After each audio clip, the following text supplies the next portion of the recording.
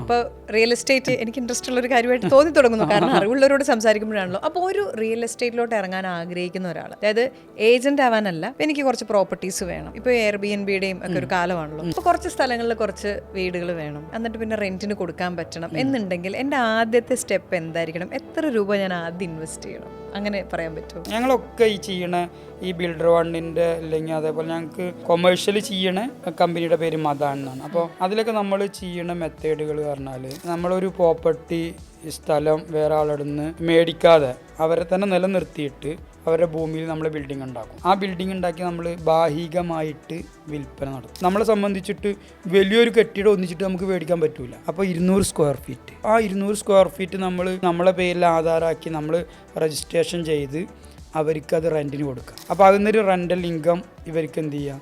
അപ്പോൾ ഒരു കൊമേഴ്ഷ്യൽ പ്രോപ്പർട്ടിയിലാണ് നമ്മൾ ഇൻവെസ്റ്റ്. റെസിഡൻഷ്യൽ റെന്റിലാകുമ്പോൾ നമുക്കൊരു ലിമിറ്റ് ഉണ്ട്.